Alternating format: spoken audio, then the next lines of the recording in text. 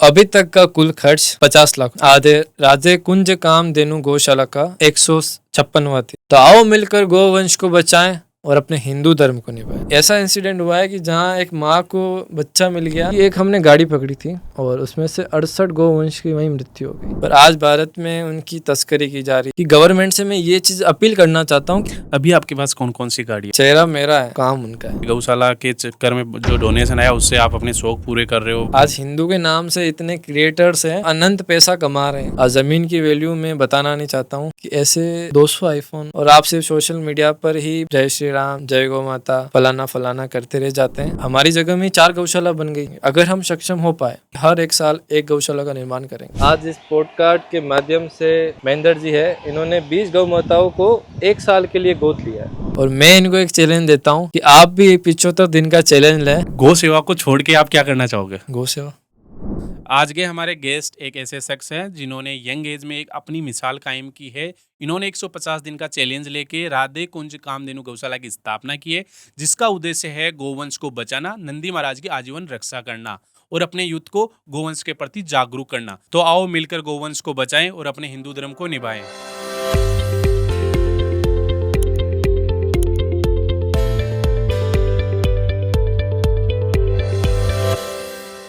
तो प्रवीण जी, आपका स्वागत है हमारे वाईटी महेंद्र पॉडकास्ट में। धन्यवाद। कैसे हैं आप? बस भगवान की, ठाकुर जी की कृपा से बहुत अच्छे। क्या चल रहा है लाइफ में आजकल? गौशाला निर्माण। क्या खुश हो? बिल्कुल, बहुत खुश हूँ। काम करके खुशी मिल रही है? बहुत ज़्यादा खुशी मिल रही है। अंदर से? बिल्कुल अंदर से। और काम करने में मजा आ रहा है? बहुत ज़्यादा, बहुत सुकून है इस काम में। भाई लोगों का कैसा सपोर्ट आपको? सपोर्ट तो पूरे भारत से, पूरे विश्व से हमारी कामधेनु सेना को मिला है। क्या बात है। तो अपन शुरू से शुरू करते हैं। हाँ जी। आपका बैकग्राउंड कैसा रहा है? आपकी जो बचपन वाली जर्नी है वो कैसी रही है? और फैमिली बैकग्राउंड कैसा रहा? एजुकेशन आपने क्या क्या किया है? वो शुरू से एक बार आप शुरू से बताइए। बेसिकली हम मतलब मिडिल क्लास फैमिली से बिलोंग करते हैं। ऐसा नहीं है ज़्यादा हाई या ज़्यादा लो, बीचों बीच जो हमारी फैमिली है वैसी फैमिली है। जो हम इंस्पायर हुए, जो हमारे दादाजी थे, दाता हुक्म थे हमारे, तो उनको देखते ही हमने हमारी पूरी जर्नी उनके सामने बीत गई। उनको देख देख कर ही हमने ये सारा काम स्टार्ट किया। ओके। जिस तरह उन्होंने, जब हम छोटे थे तब उन्होंने पूरी बस्ती को गोद ले रखा था। जैसे दिवाली पर उन्हें कुछ देना, होली पर कुछ देना, राखी पे, जो भी त्योहार आते हैं या बच्चों की पढ़ाई का खर्च होता है, जो सक्षम नहीं होते वो उनकी सेवा करते थे। तो उनको देख देख कर हम बड़े होते गए। और जैसे ही फिर दादाजी की डेथ हुई, उसके बाद से एकदम से वो चीज़ें दबने लग गई। तो फिर हमें वही चीज़ें दिमाग में आती थी, हिट करती थी। तो फिर हमने वही उन्हीं सब चीज़ों से ही एक NGO स्टार्ट कर दिया। और धीरे धीरे उसको डेवलप करते गए। जो काम हम कर सकते थे हम बचपन से वो काम करते आ रहे हैं। ऐसा नहीं है कि हमने कोई NGO अभी 2-3 साल पहले स्टार्ट किया है। हम बचपन से वो सारे काम करते आ रहे हैं जो हम कर सकते हैं सेवा के रूप में। अपने इस हाथ से जो काम हम कर सकते हैं वो सारे काम हमने किए। और ऐसे ही हमारा NGO चलता आ रहा है। साथ ही जो स्कूलिंग है वो हमने नाथद्वारा से ही करी थी। उसके साथ कॉलेज उदयपुर से हमने मोहनलाल सुकड़े यूनिवर्सिटी से किया। एक बार आपका पूरा नाम, आपके पिताजी का नाम, आपके दादाजी का नाम और आपका गांव कौन सा है वो पूरा क्लियर कर दीजिए। हाँ जी। बेसिकली मैं प्रवीण सिंह चौहान, मेरे पिताजी का नाम नरपत सिंह चौहान और दादाजी का भगवत सिंह चौहान। मैं कलाखेड़ी नाथद्वारा से बिलोंग करता हूँ, जो राजसमंद राजस्थान में आता है। जी। ओके। तो आपकी एजुकेशन कहाँ तक आपने क्लियर की है? एजुकेशन मैंने उदयपुर MLSU यूनिवर्सिटी से करी है, जो कि BCom और MCom मैंने 5 साल का जो भी डिप्लोमा है वो किया है। किस लेवल का आप स्टूडेंट आप रहे हुए हो? मतलब मीडियम, इंटेलिजेंट? जैसे ऐसा था कि पढ़ाई में ज़्यादा इंटरेस्ट शुरू से रहा नहीं था। फिर भी 10th में 70%, 12th में 70%, तो एक एवरेज से अच्छा ही हमारा रिकॉर्ड रहा है। भले पढ़ते नहीं थे, बैक बेंचर्स थे, फिर भी हाँ बिना पढ़े पास होने में सक्षम है। आपने कभी चीटिंग वगैरह नहीं की? ना, चीटिंग तो सवाल ही नहीं उठता है। भगवान ने इतना माइंड शार्प दिया है कि बिना पढ़े पास हो रहे हैं, तो चीटिंग की कहाँ दिक्कत आ रही है। सही है।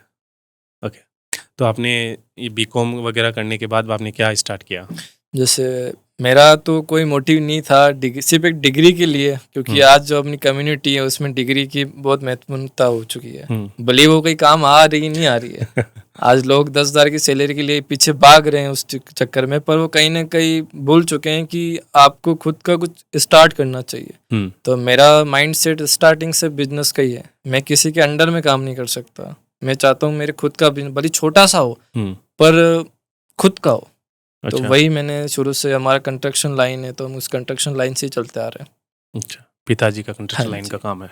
जो फैमिली बिजनेस पापा ने खड़ा किया है, पिताजी ने खड़ा किया है, उसको आगे बढ़ाना हमारा कर्तव्य है, तो हम वही चीज़ कर रहे हैं। ओके, तो आप जो गौशाला आपने बनाई है, इससे पहले आप क्या क्या कर चुके हैं? अब ये चीज़ काफ़ी लोगों ने हमसे पूछी है, पर आपके पॉडकास्ट के माध्यम से हम हमारी पूरी कामधेनु सेना और जितने भी हमारे युवा हैं उन सबको हम बताना चाहते हैं कि हम ये जो हमारी जर्नी है, आज 156वां दिन है हमें, और इस 156वें दिन में हम यहाँ पॉडकास्ट में, हमारा पहला पॉडकास्ट है। इससे पहले हमने कहीं भी अपनी जो पुरानी जितना भी काम है, क्या क्या किया है, वो अभी तक नहीं बताया, और आज ही ये चीज़ हम रिवील कर रहे हैं। तो इस पॉडकास्ट के साथ आप जुड़ें और आप देखें कि इसमें हमारी पूरी जर्नी जो 5 सालों से है वो पूरी आपको दिख जाएगी इसमें। जी, तो मैंने एक आपका वीडियो देखा है जिसमें आप 10 बच्चे अनाथ को आपने गोद ले रखा है और आप उनका एक घर भी बनाया है, उनको आप एजुकेशन करवा रहे हो, तो उनकी क्या हिस्ट्री रही है, आपने क्या वो पूरा डिटेल में बताइए। जैसे एक फैमिली थी हमारे गांव से कुछ थोड़ा दूर, पहाड़ी में एक गांव था जहाँ मतलब बहुत पिछड़ी, मतलब बोल सकते हैं कि बहुत गरीब फैमिली थी। ये गौशाला स्टार्ट करने के पहले की बात है, बाद की? ये गौशाला स्टार्ट करने से 2 साल पहले की बात। ओके, ठीक है। और वहाँ ऐसी स्थिति थी कि कुछ जो कास्ट होती है उसमें ज़्यादा शादियाँ करते हैं, उसकी वजह से जो बच्चे होते हैं वो कहीं ना कहीं साइड में रह जाते हैं, और उस वजह से वो बच्चे, या तो कोई माँ उनको छोड़ के चली गई, या जो मेरे केस में था, उन बच्चों के केस में, उसमें ये हुआ था कि बाप की जेल में मृत्यु हो गई। अच्छा। और माँ टीबी से मर गई, और उनके 4 बच्चे थे स्टार्टिंग में, और चारों बच्चे अनाथ रह गए। तो उनके दादा दादी कोई नहीं है? उनकी उस टाइम मेरे को नहीं पता था कि पूरी इसकी बहुत बड़ी कहानी हो जाती। मैं अभी पॉडकास्ट में शायद टाइम मिले ना मिले, पर आगे मैं ज़रूर बताऊंगा आपको, जो भी इस पॉडकास्ट में अपन करेंगे आगे। पर उसमें मैं शॉर्ट में इतना बताना चाहता हूँ कि उसकी 80 साल की दादी है, जिनको हमने काफ़ी 1 महीने की ढूंढने के बाद हमें वो मिले। अच्छा। और जिसमें ये सीन हुआ था कि हम, उनका जो सबसे बड़ा बेटा था, उसकी कोई एज उस टाइम पे थी 16 से 17 साल। अच्छा। या 15, मतलब कम ही थी, 15-16 साल थी। तो वो हमें बोला कि मेरे माता पिता की मृत्यु हो चुकी है, और मेरे छोटे छोटे भाई बहन हैं, और वो मेरे एक फैमिली के कोई दूर के रिलेटिव है वहाँ है, और वो हमें लाने नहीं दे रहे। अच्छा। वो उन पे अत्याचार करते हैं। तो मैं वहाँ जब हमने वो पहाड़ी इलाका छाना और उनके घर पे पहुँचे, उनकी स्थिति देखी, तो बच्चे बिना कपड़ों में, बिना खाए पिए, उनकी इतनी गंदी कंडीशन हो रखी थी। तो मेरे को वहाँ उनका वो हालत देखी नहीं गई। आसपास के जो लोग थे उनसे पूछा, तो उन्होंने बोला कि हम इनको छुप छुप के खाना खिलाते हैं, और आप इनको यहाँ से ले जाओ, वरना ये कुछ ही दिन के मेहमान हैं, ये नहीं बच पाएंगे। तो मैंने खुद पे रिस्क लेके उन बच्चों को उसी टाइम वहाँ से रेस्क्यू कर लिया और अपने घर लेके आ गया, जिसमें 3 लड़के थे छोटे छोटे और 1 लड़की थी। तो उनका 3-4 दिन हमने अच्छे से पूरा देखभाल करी और कपड़े वपड़े दिलाए। मतलब वो किसी के रिलेटिव के अंडर थे या कैसे? उनकी एक कोई दूर की नानी थी। अच्छा। क्योंकि इनकी बहुत शादियाँ होती है, तो एक कोई दूर की नानी थी जो सिर्फ उनको काम कराने के लिए रख रही थी। अच्छा। और उसने कहीं ना कहीं हम पे केस कर दिया था इस चीज को लेके, बाल विकास गृह में।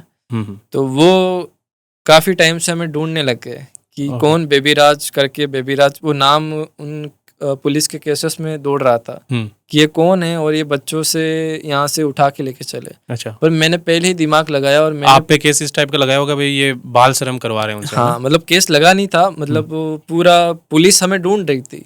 FIR दर्ज हो चुकी थी, ऐसा केस नहीं हुआ था प्रॉपर, पर मतलब वो होने वाला ही था। पर ठाकुर जी की कृपा हमारे साथ है, तो हमने पहले ही दिमाग लगा के पूरा उसको वीडियो बनाया। अब आप ये चीज बोलते हो कि आप वीडियो क्यों बनाते हो, तो हम वीडियो इसीलिए बनाते हैं कि जब भी इस ऐसे चीज़ों में फंस जाए तो हमारे पास प्रूफ रहता है कि हमने क्या काम किया, कैसे किया है और किस वजह से किया है। तो उस वजह से फिर हमने वो वीडियो बनाया और लकीली क्या हम बच्चों को तो हम सेट कर सकते थे, पर एक छोटी बच्ची थी जो उसको हम कैसे सेट करते हैं। तो उसके लिए हमने जो आसपास के एनजीओज है जो गवर्नमेंट के थ्रू चलते हैं उनसे कांटेक्ट किया बाल विकास गृह में। तो वहाँ से पूरी टीम आई और वही टीम हमें ढूंढ रही थी कि ये बेबी राज कौन है। अच्छा। उन्हीं को हमने बुलाया लकीली बाय गॉड या कैसे कुछ कह सकते हैं किसी कृपा से। वो आके हमें बोले कि ये बच्चे हम इनको कम से कम 1 महीने से ढूंढ रहे हैं। अच्छा, वो 1 महीने आपके पास थे? हाँ, 1 महीने हमारे पास थे। अच्छा। तो हम वहाँ से इनको लेके रेस्क्यू करके आ गए थे और फिर इनको वो एक बार के लिए लेके चले गए उनके बाल विकास गृह में लेके चले गए और वहाँ से उनकी कंडीशन बिगड़नी स्टार्ट हुई। वो अंदर से हमें ये चीज़ मैं बोलना नहीं चाहता हूँ क्योंकि गवर्नमेंट का काम है, फिर भी मैं बोलता हूँ कि उनको हमने 1 महीने में इतना प्यार दिया था कि वो बच्चे वहाँ खाना पीना छोड़ दिया। बाल विकास गृह में वो वहाँ रह ही नहीं पा रहे थे। तो हमें अंदर से फ़ोन आया कि आप इन बच्चों को ले जाओ वरना ये मर जाएंगे। फिर मेरे को ये चीज़ रिलेट करने लगी कि मेरी वजह से वो बच्चे वहाँ गए और मैंने अच्छा सोच के उनको वहाँ भेजा है। अगर उनको कुछ हो गया तो मैं आजीवन इस चीज़ को सदमा मेरे दिमाग से निकलेगा नहीं। तो मेरे को कुछ करना चाहिए। फिर मैंने जैसे तैसे उनकी जो पूरी फैमिली है, कौन कौन उनकी फैमिली में उनको पता लगाना स्टार्ट किया। फिर लकीली हमें हमारे गांव से एक पहाड़ी इलाका है उसके अंदर उनका एक 80 साल की दादी हमें मिल गई उन बच्चों की। तो उनसे हमने कांटेक्ट किया। फिर उनके थ्रू फिर उन बच्चों को, क्योंकि उनकी फैमिली में कोई है जो उनको रख सकता है, तो वो जाके फिर उन बच्चों को बाल विकास गृह से लेके आ गए। और फिर अब मेरा ये था कि अब मैं उनको छुड़ा के तो लेके आ चुका हूँ वहाँ पे, पर उनका पालन पोषण की जिम्मेदारी तो भी मेरी है। इनको मैं ऐसे नहीं छोड़ सकता क्योंकि वो पहाड़ी इलाका था, न रहने की व्यवस्था अच्छी थी ना कुछ थी। वापस से 4 बच्चे ये थे और ये स्टार्टिंग के 4 बच्चे, जैसे 10 बच्चे थे, ये 4 की मैं स्टोरी सुना रहा हूँ आपको। तो उसके बाद ये हुआ कि उनकी घर की कंडीशन इतनी ख़राब थी कि ना तो वो उनकी देखभाल कर सकते ना खुद की कर सकते हैं। तो फिर हमने उनका पूरा जिम्मा उठाया। उनकी जो पुश्तैनी ज़मीन थी वहाँ पे उनका जो खंडर का पूरा दीवारें थी। ये किसी पहाड़ पे था? पूरे पहाड़ के ऊपर बना हुआ था। आपको हमारे फाउंडेशन के वीडियो में या आप क्लिप के द्वारा बता सकते हैं इस चीज़ को, हम आपको प्रोवाइड करा देंगे। उसके बाद हमने जैसे तैसे, हमें सबसे बड़ा टास्क ये था कि हमें उस पहाड़ी पे मटेरियल पहुंचाना था क्योंकि ना तो वहाँ कोई साधन जा सकता है, ना पानी की सुविधा, ना बिजली की सुविधा, रास्ता वगैरह कुछ नहीं बना, कुछ भी नहीं था। ठीक है। फिर हमने पूरा रास्ता पहाड़ी को कटवा के रास्ता बनाया, पानी पहाड़ी से नीचे ऊपर तक पहुंचाया, लाइट कनेक्शन करवाया और फिर काम स्टार्ट करवाया। फिर उनका घर पूरा तैयार किया और जैसे तैसे मुश्किलों से गुजरते हुए पूरा घर उनका निर्माण कर दिया। और बच्चों की 2 साल से हम देखभाल कर रहे हैं। जो हमसे हो पाता है उनका, जैसे हम गोद नहीं कह सकते पर उनका खर्च हमने गोद ले रखा है, उनकी देखभाल गोद ले रखी, उनकी एजुकेशन गोद ले रखी। तो वो हम करते आ रहे हैं आज से 2 साल से। तो अभी वो क्या कर रहे हैं बच्चे? स्कूल जाते हैं? अभी वो जस्ट पास में ही उनकी एक गवर्नमेंट स्कूल थी, तो वहाँ से सरपंच से बात करके हमने उनका सबका एडमिशन करवा दिया। और वहाँ अब वो ऐसा है कि पढ़ने में, जैसे आप सब जानते हैं कि उनकी सर पे हाथ नहीं है किसी का, तो वो पढ़ाई में इतने नहीं है। तो हम उनके स्किल बेस भी सिखाते हैं और साथ में पढ़ाई भी सिखाते हैं। तो अगर पढ़ाई में वो सक्षम नहीं हो पाते तो स्किल से आने वाले समय में अपना गुजारा कर सकते हैं। तो अभी उनकी वो लर्निंग चल रही है। ठीक। तो इसके बाद में और बच्चे आपने और गोद लिए? उसके बाद उसी की एक फैमिली में जो उसकी बहन थी, उसकी बहन की भी डेथ हो गई और उसके पति की भी डेथ हो गई। तो उसके 4 बच्चे और थे। और वो जो फैमिली थी उसने चारों बच्चों को, ये बहुत छोटे छोटे बच्चे थे, वो चारों बच्चों को उनकी दादी के यहाँ पटक के चले गए जैसे कोई सामान हो, और वो इनका भी देखभाल नहीं कर सकती है, तो उनका जिम्मा भी मैंने ले लिया। ये डिटेल आपके पास कैसे पहुंची? ये कौन सी डिटेल? जो अभी दूसरी सिस्टर उनकी, ये वही हम 1 महीना हम वही रह के काम किया। अच्छा। तो उनसे हमने हर चीज रिलेट करी। तो ये बच्चे उनके पास ही थे, पर हमें ये उस टाइम ये नहीं पता था कि इनकी स्थिति भी ऐसी है। फिर हमने इनको भी गोद ले लिया। फिर उनके 2 बच्चे एक फैमिली में और थे जिनका भी कोई नहीं था, तो उनको भी गोद ले लिया। ऐसा करके 10 बच्चे हमने गोद ले लिए। अच्छा। मंथली हम उन्हें राशन, हर महीने 1 तारीख को राशन प्रोवाइड कराते हैं। जो स्कूल का खर्च होता है वो प्रोवाइड कराते हैं, खाने पीने का खर्च, बाकी जो भी नॉर्मल होता है वो हम प्रोवाइड कराते हैं। अच्छा, ठीक है। तो गौशाला स्टार्ट करने से पहले आपके मतलब परिवार में और भी कोई इसी फील्ड से मतलब गो वंश वगैरह ये इन पे आप कर रहे थे कुछ काम? जैसे अपन हिंदू धर्म से बिलोंग करते हैं, हम्म। तो फैमिली ने हर जगह हमें सपोर्ट किया है। पूरी हम्म। फैमिली कहीं ना कहीं इस चीज़ में रिलेट करती है, तभी मैं आज यहाँ पे हूँ आपके सामने, क्योंकि उनके सपोर्ट की वजह से ही मैं ये सारा काम कर पा रहा हूँ। अच्छा। तो गौ सेवा में, और गौ सेवा ही नहीं, पापा जैसे पिताश्री है मेरे, वो जैसे मैं करता हूँ वो उन्होंने बड़े लेवल पे कर रखा है, पर वो चीज़ सोशल मीडिया के सामने कभी नहीं आई। तो उनसे ही मैं सीखा हूँ। उनसे पहले दादाजी, हाँ, आपकी लाइफ में दादाजी का बड़ा रोल रहा है। दादाजी का सबसे बड़ा रोल है कि उनको देख कर ही हम सीखे हैं कैसे सेवा करते हैं। अब जिस एज में लोग भटक जाते हैं रास्तों से, उस टाइम पे हम दादाजी को देखकर ही उनकी जो पूरी संरचना थी, हम उनसे इंस्पायर होकर ये काम करते आ रहे हैं। ओके। तो ये जो आपने जिम्मा स्टार्ट किया गो राधे कुंज कामधेनु गौशाला वाला, तो ये आइडिया आपके पास मतलब कैसे आया? जैसे लंपी का दौर आया था, हाँ, आज कोरोना से टाइम 2 पे। साल 3 या वो भी हमने सुना आपने 10,000 गाय रेस्क्यू की, हाँ जी। तो वो उसके जैसे बारे में पूरा डिटेल में बताइए। जैसे आज से करीबन 2-2.5 साल पहले की बात है, भारत में ऐसी बीमारी का जागृत हुआ कि उसमें गोवंश पे, जैसे हमारे टाइम पे कोरोना आया था, वैसे गोवंश पर लंपी आई थी जी। और उसमें गौ माता इतनी दर्दनाक स्थिति में उनकी मृत्यु होती जा रही थी कि, और कहीं न कहीं इस चीज़ में लोग ना उनकी सेवा कर पा रहे थे, क्योंकि उनकी ऐसी स्थिति हो चुकी थी कि एक महामारी का उन्होंने रूप ले लिया था।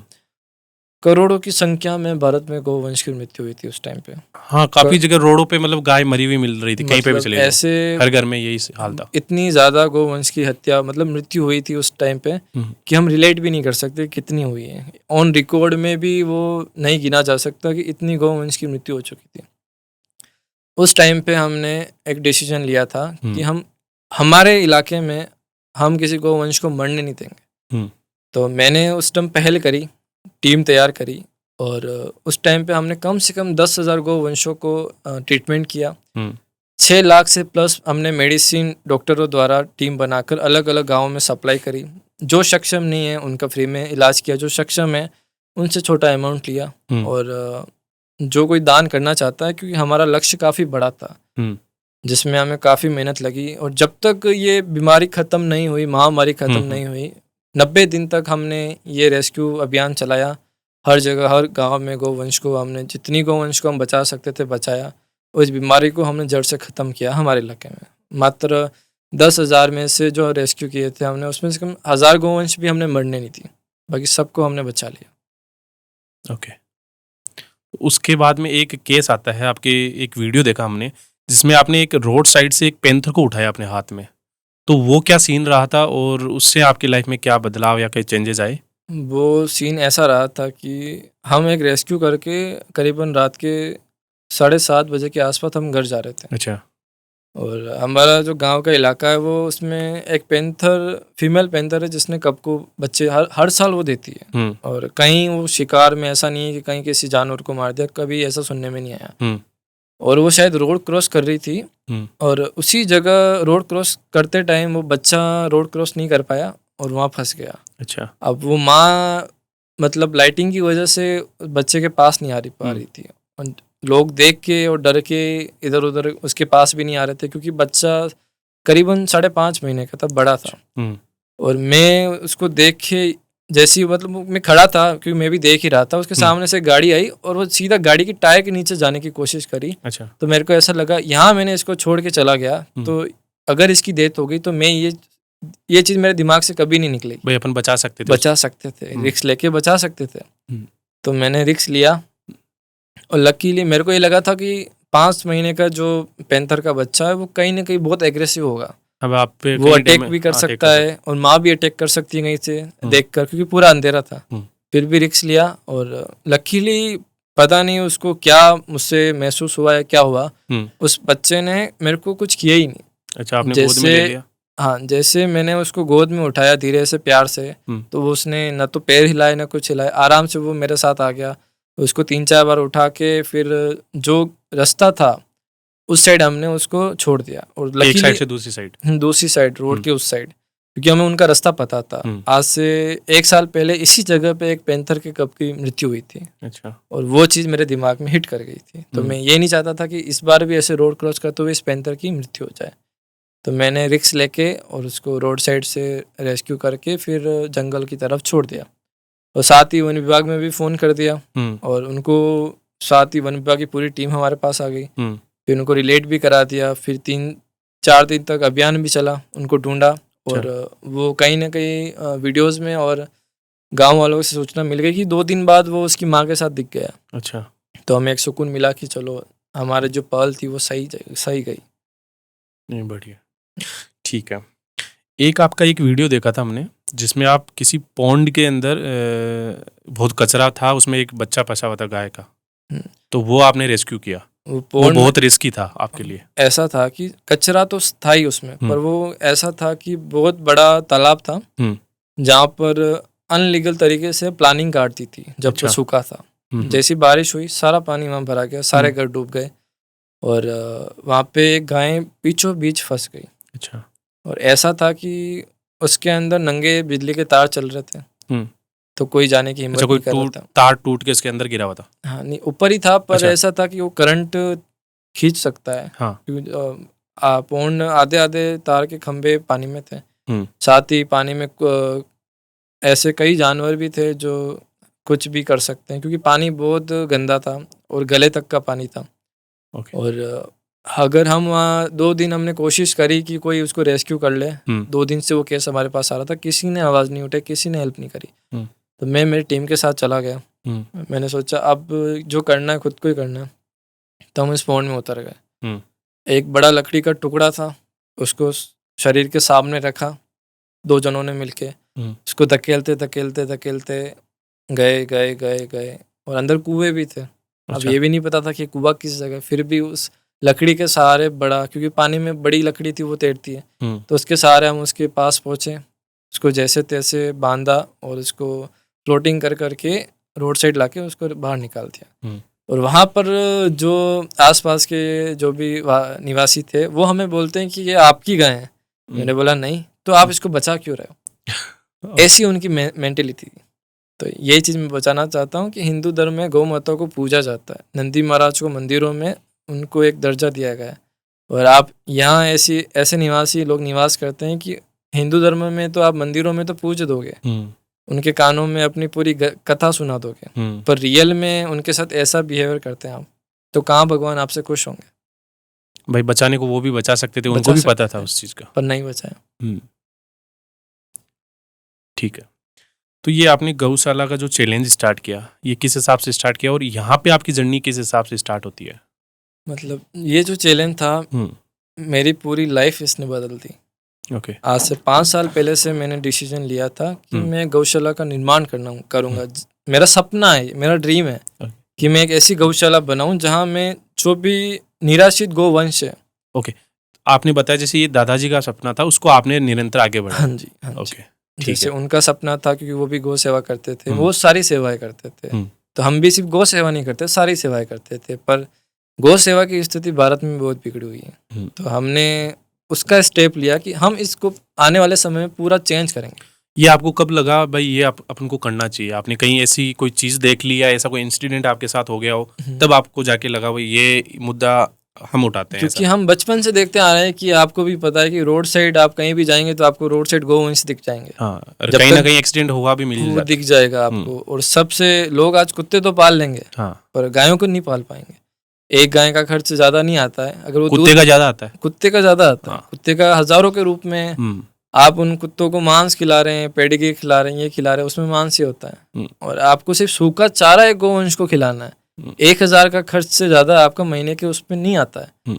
और एक आप नॉर्मल डॉग का खर्च आपके हजारों लाखों में आ सकता है। आप चाहो तो आप लाख रुपए खर्च करके डॉग लाते हो, आप एक गोवंश को भारत में रहकर गोवंश को क्यों नहीं पाल सकते हो? जो एक कुत्ता पाल सकता है वो एक गाय भी पाल सकता है आराम से। जो गाय तो उनको दूध भी देगी, दूध भी देती है, और जब दूध देना बंद कर देती है तो उनका खर्च ज्यादा नहीं आता है। फिर भी लोग इतने हिंदू धर्म में अब आज भारत में इतने लालची हो चुके हैं कि जब तक वो दूध देती है तब तक उनको अच्छे से खिला पिला के उनका शोषण करेंगे। जैसे मैंने तो यहाँ तक देखा है कि वो दिन में उनको छोड़ देते हैं खुला, शाम को वापस ले आते हैं। अब ये उनको दूध चाहिए ओनली? ये चीज़ मैं आपको बताता हाँ। हूँ कि हमारे यहाँ एक यार्ड है कचरों का, अच्छा। नगर पालिका द्वारा। हम्म, उसमें 200 गोवंश है हम्म, और 200 गोवंश अभी के टाइम पर है, और 5 सालों से कितनी गोवंश है जो वहाँ का सिर्फ कचरा खा खा के हर दिन कोई ना कोई गोवंश मरती जा रही है। हम्म, और हमने यही जिम्मा उठाया था कि हम उन गोवंश की जीवन सुधारेंगे।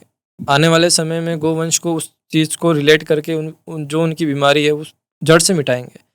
जो उन पे अत्याचार हो रहे हैं उनको जड़ से मिटाएंगे। जो गोवंश रोड साइड है वहाँ उनको रोड साइड से गौशाला में लाकर, और सिर्फ गौशाला में लाना ही हमारा एक मोटिव नहीं है, साथ ही जो भी दूध पालक है, जो ग्वाले हैं, जो आज दूध पी रहे हैं, कहीं ना कहीं वो एक सस्ता दूध के चक्कर में ये अत्याचार उन पे कहीं ना कहीं उन पे थोपा जा रहा है। क्योंकि ये बहुत बड़ा एक स्कैम हो चुका है कि सस्ते दूध के चक्कर में वो गोवंश कहीं ना कहीं पिछड़ती जा रही है, रोड साइड आती जा रही है। क्योंकि जो भारतीय गोवंश होती है वो कहीं ना कहीं 2 से 3 लीटर दूध देती है। और आप जिस गोवंश को आप रोड साइड छोड़ देते हैं चंद पैसों की वजह से, वो गोवंश कत्ल खानों में उनकी रेट होती है 1.25 लाख रुपए, लाख रुपए, 50,000। और वही गोवंश कुछ अधर्मी बोल सकते हैं, कुछ जो हिंदू धर्म को नहीं मानते हैं, या जो हिंदू होने के बावजूद भी उन गोवंश को पैसों के लालच की वजह से मांस में सप्लाई कर देते हैं। रात को गाड़ियाँ सप्लाई करते हैं। हम काफ़ी गाड़ियाँ नहीं पकड़ पाते हैं क्योंकि हमें नहीं पता होता कि कौन सी गाड़ी कैसे आ रही है। न गवर्नमेंट ने हमें कोई ऐसी चीज़ें प्रोवाइड करा रखी है कि हम उस चीज़ में सक्षम होकर उनका सामना कर सकते हैं। आपके पॉडकास्ट के माध्यम से मैं ये चीज़ ज़रूर बोलना चाहता हूँ कि गवर्नमेंट से मैं ये चीज़ अपील करना चाहता हूँ कि हमें एक ऐसी या तो टीम बनाए या हमें खुली छूट दें कि जो रातों को गोवंश को जो मांस में सप्लाई करते हैं या तो हमें कुछ प्रोवाइड कराएं। मतलब वो नहीं कर पाते तो हमें कुछ पावर दे दें, हमें पावर दे दें। हम किसी गोवंश को मरने नहीं देंगे, ये हम आपको सीधी चुनौती देते हैं या हम आप अपील करते हैं। जिस तरह से आप लेना चाहते हैं हमें आप छूट दे दें, हम टीम बनाएंगे। टीम को बस आपकी तरफ से हमें सपोर्ट चाहिए। हम आपसे सपोर्ट मांग रहे हैं कि इस चीज़ में कि हमें सपोर्ट देते हैं, बाकी का काम हम कर देंगे। हमें किसी तरह से बस ये सपोर्ट मिलना चाहिए कि हम उन जो हत्या हो जा रही है, गो तस्करी हो जा रही है, हम उसे रोकना चाहते हैं। अब आप क्या करना चाहते हैं ये हम आपसे एक राय लेना चाहते हैं कि आप किस तरह हमारी हेल्प करना चाहते हैं। जी, वो आप कांटेक्ट करके हमें बता सकते हैं। हाँ जी। जी, अभी तक आपने कितनी गायों को वैसे रेस्क्यू किया है, ट्रक वगैरह वैसे गाड़ियों पकड़ के? करीबन हमने 10,000 से ज़्यादा गोवंश को अभी रेस्क्यू कर चुके हैं। क्या चैलेंजेस आते हैं इस टाइम आपको? ये पूछो कि क्या चैलेंजेस नहीं आते हैं, क्योंकि काफ़ी ये चीज़ें हम पॉडकास्ट में बोल भी नहीं सकते हैं क्योंकि ऐसी स्थिति हो रखी है कि उनके पास इतने हथियार होते हैं और हम बिना हाथों के काम करते हैं, और अनंत पैसा होता है उन लोगों के पास, पावर में होते हैं और हम कुछ भी नहीं कर पाते हैं। हम कहीं ना कहीं विफल हो जाते हैं। इसीलिए मैंने अपनी 5 बीघा जो ज़मीन है जो ऑन नेशनल हाईवे पर है, कि हम वो चीज़ नहीं कर सकते हैं तो हम अपना तरीका यूज़ कर सकते हैं कि अपन पहले से ही रोड साइड से उन गोवंश को उठा के अपनी गौशाला में ले आएंगे ताकि उनको सप्लाई के लिए सप्लाई करने की नहीं मिलेगी और हम उनकी आजीवन रक्षा और सेवा कर पाएंगे। तो अगर वो नहीं तो यही सही। तो मैंने अपनी ही 5 बीघा जो आप बोल रहे हैं कि जो आपने गौशाला निर्माण करने का चैलेंज लिया, वो इस वजह से लिया है। तो पापा जी वगैरह का क्या रिप्लाई रहा आपने ये डिसीजन लिया उस टाइम? स्टार्टिंग में तो उनका डिसीजन ये था कि ये कोई छोटी चीज़ नहीं है, कि आज कोई बड़े बड़े बिजनेस टाइकून भी ये चीज़ें नहीं कर पाते हैं, क्योंकि कहीं ना कहीं वो इसको आगे नहीं बढ़ा पाते हैं। क्योंकि हज़ारों गौशाला बन तो जाती है पर वो उसे चला नहीं पाते हैं, कहीं ना कहीं या फंड की वजह से या किसी अदर चीज़ों की वजह से वो रुक जाते हैं। और मैं आज से 5 सालों से इस चीज़ पे रिसर्च करता आ रहा हूँ कि किस तरह मैं गौशाला का निर्माण करूँ, कैसे वो गौशाला खुद अपना खर्च निकालें, कैसे आने वाले समय में हम हर स्टेट में गौशाला निर्माण करें। तो यह चीज़ मैंने 5 सालों से मेहनत करी है और आप कहीं ना कहीं इसे रिलेट कर पाएंगे क्योंकि ये गौशाला बन चुकी है। जी, तो प्रवीण जी आपने जैसे ये सारी चीज़ें आपने बताई, तो जो आपने चैलेंज लिया वो किस हिसाब से लिया और क्या टारगेट था आपका? जैसे हमने सबसे पहले चैलेंज लिया कि सबसे पहले तो 5 सालों से मैं कोशिश कर रहा हूँ कि किसी ने मेरे को ये नहीं बोला कि तू कर, मैं तेरे साथ है, तू कर लेगा। और जो मेरे को मिले सब ने ये बोला कि तू नहीं कर पाएगा। अच्छा, गौशाला चलाना बच्चों का खेल नहीं है। हाँ। तू नहीं कर पाएगा, तेरी एज 25 साल है, तो कोई दूसरी चीज़ कर ले, तो ये नहीं कर पाएगा। क्योंकि 25 साल की एज में लोग पार्टियां करते हैं, घूमने जाते हैं, एंजॉय करते हैं। हाँ, ये ऐसा मुद्दा नहीं उठाते हैं। सही और है। 25 साल की एज में एक फंडिंग की दिक्कत आपको आती है। तो मैंने करीबन 3-4 सालों से अपना एक मतलब जो मेरा एरा है, हो रहा है कि मैं उन पैसों, जो मेरे पैसे मैं सेविंग कर रहा था किसी चीज़ के लिए, पर्पस के लिए, फ्यूचर के लिए, तो मैंने वो सारे पैसे सेविंग करना स्टार्ट किया आज से 5 साल से पहले। अच्छा।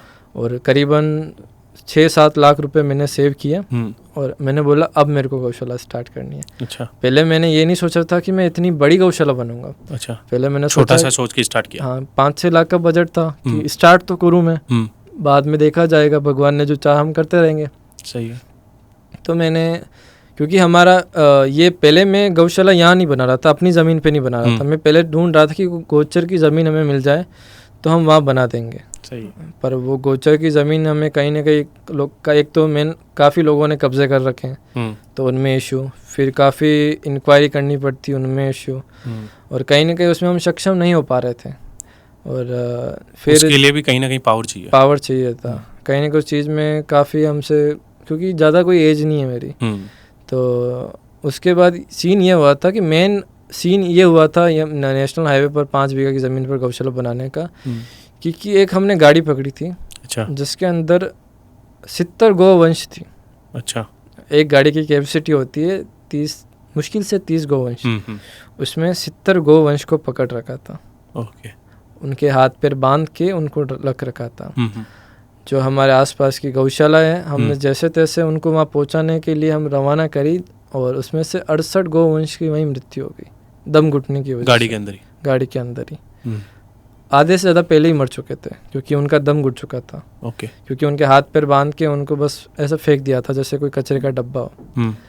तो वहाँ मैंने डिसीजन लिया कि मेरे को ऑन नेशनल हाईवे पर ही ज़मीन चाहिए, ताकि मैं उन रोड साइड से उन गौवंश को उसी टाइम वहीं से रेस्क्यू करके अपनी गौशाला में ला पाऊँ। और कोई मेरे को ज़मीन देने वाला नहीं था। कोई गवर्नमेंट की ज़मीन गोचर की नेशनल हाईवे पर नहीं होती है। मेरी एक ही ज़मीन थी, मेरी तो क्या बोलूँगा, मेरे पिताश्री की। ओके। तो अब ये चीज़ थी कि नेशनल हाईवे की ज़मीन और गौशाला बनाना, मतलब बहुत, मतलब मैं तो सोच ही नहीं सकता, मतलब स्टेप ले लिया था। फिर फैमिली से कंसल्ट किया कि मेरे को सिर्फ एक बार मौका तो मेरे को गौशाला बनाने दो, मेरे को बस ये चीज़ करने दो।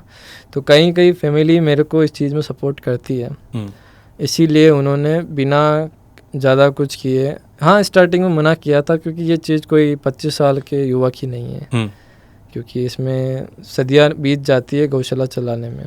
पर वहाँ सपोर्ट किया, और फैमिली मेरी पूरी उस चीज़ में लीन हो चुकी थी मेरे साथ, और गौ सेवा में हमने साथ मिलकर एक चैलेंज स्टार्ट कर दिया। और जहाँ जहाँ मेरे को फंडिंग की दिक्कत आई। क्या चैलेंज था आपका? सबसे पहले मैंने चैलेंज लिया था, क्योंकि और आपने ये कामधेनु गौशाला ही नाम क्यों रखा? कामधेनु गौशाला नाम रखने का रीज़न ये है कि कामधेनु रिलेट करती है गौवंश से, क्योंकि कामधेनु जो गौवंश है उनको पूजा जाता है। तो इसलिए कामधेनु गौशाला का हमने निर्णय लिया कि हम कामधेनु गौशाला ही नाम रखेंगे। अच्छा, फिर आप ये सोशल मीडिया पे किस हिसाब से आए भाई हम इसको सोशल मीडिया पे लेके जाते हैं? क्योंकि आज के टाइम पे सोशल मीडिया प्लेटफॉर्म ऐसा है कि आज हमें सोशल मीडिया हमें यूज़ कर रहा है, हम सोशल मीडिया को यूज़ नहीं कर रहे हैं। तो वहाँ पे मैंने एक पहल रखी कि आप सोशल मीडिया को यूज़ करने चाहिए, सोशल मीडिया आपको यूज़ नहीं करना चाहिए। तो वहाँ पे मैंने एक सीरीज़ स्टार्ट करी 75 दिन का चैलेंज लेकर। अच्छा।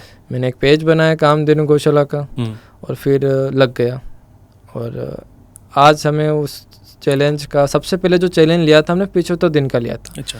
क्योंकि उस टाइम पे मेरी गौशाला ऐसी थी कि मेरे को 8-10 लाख में गौशाला बनानी है, जिसको चलानी भी है, और एक छोटी सी गौशाला बनाऊंगा, प्यारी सी गौशाला बनाऊंगा, जैसे जैसे सक्षम होगा उसको बढ़ाता रहूँगा। तो सबसे पहले मेरा चैलेंज था 75 दिन का। 75 दिन तक आते आते। आपका पहला दिन कैसा रहा? पहला दिन आपने क्या किया? पहले दिन हमने ऐसा था कि जो हमारा 5.5 बीघा का पूरा ज़मीन थी उसको हमने पूरी जेसीबी की सहायता से पूरी साफ़ करवाई।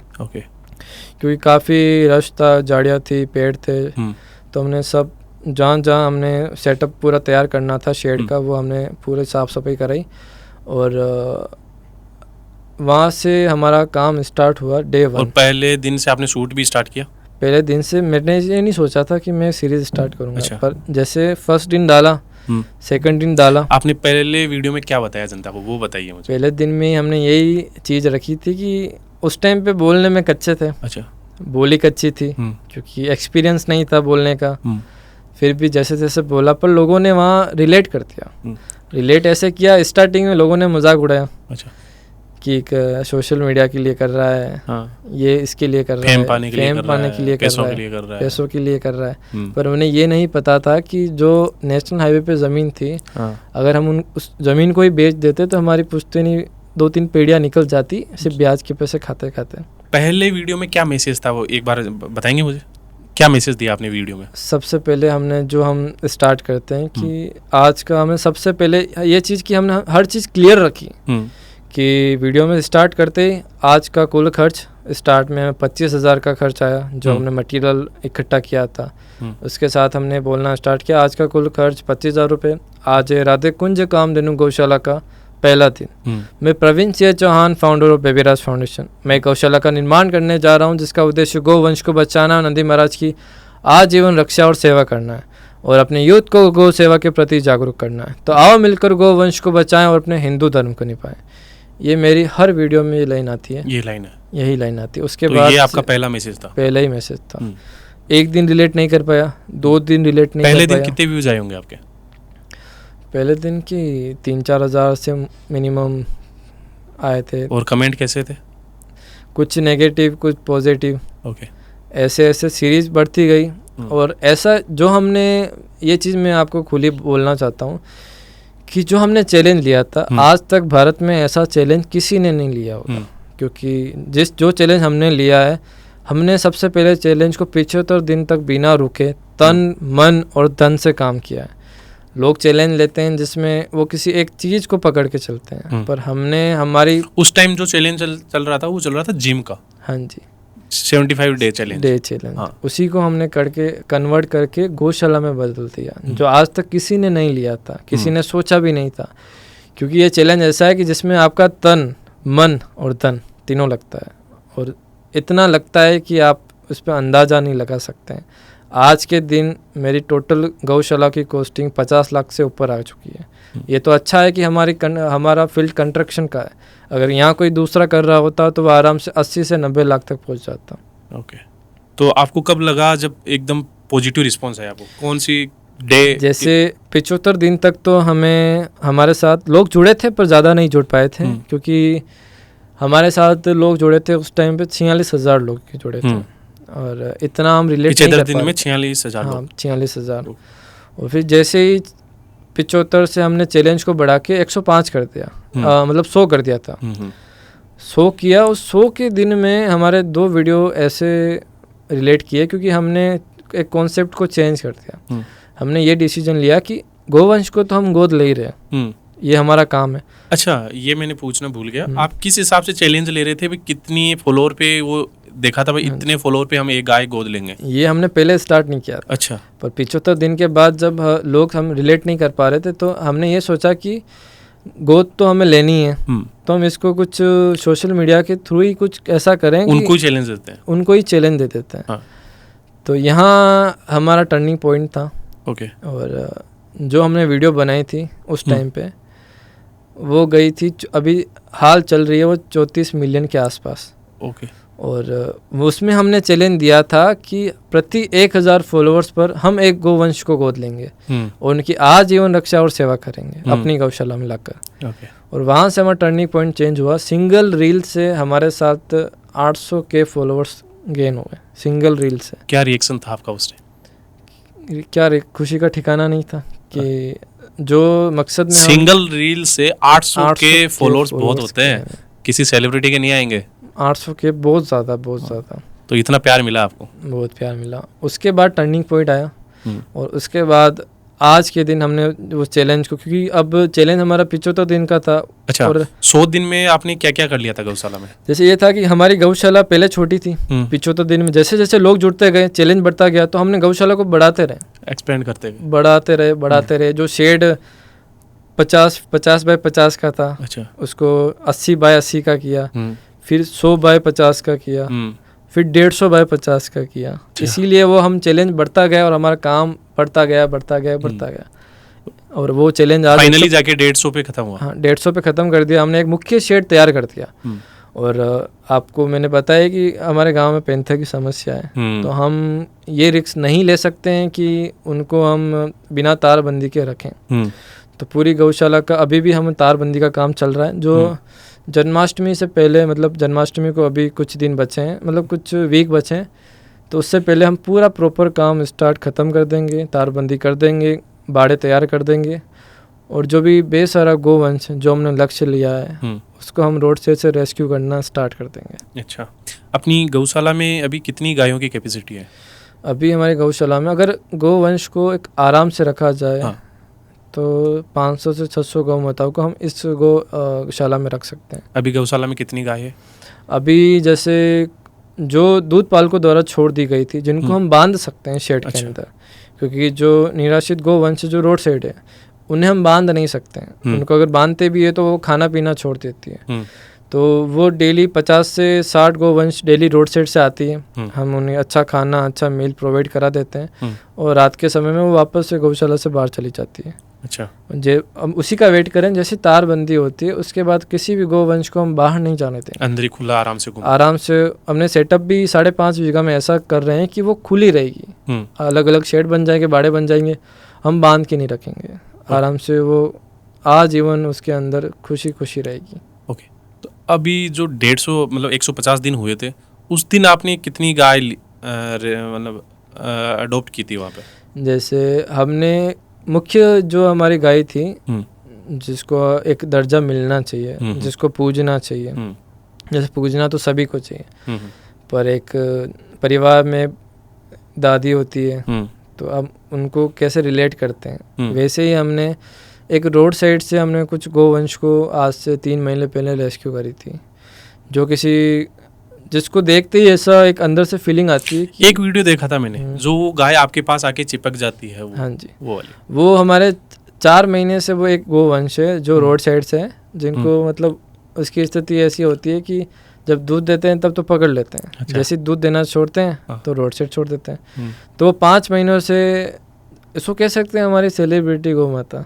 क्योंकि वो हर वीडियो में आती है और 5 महीनों से वो हमारी गौशाला में आ रही है। आराम से उनको हम चारा प्रोवाइड कराते हैं, दलिया प्रोवाइड कराते हैं।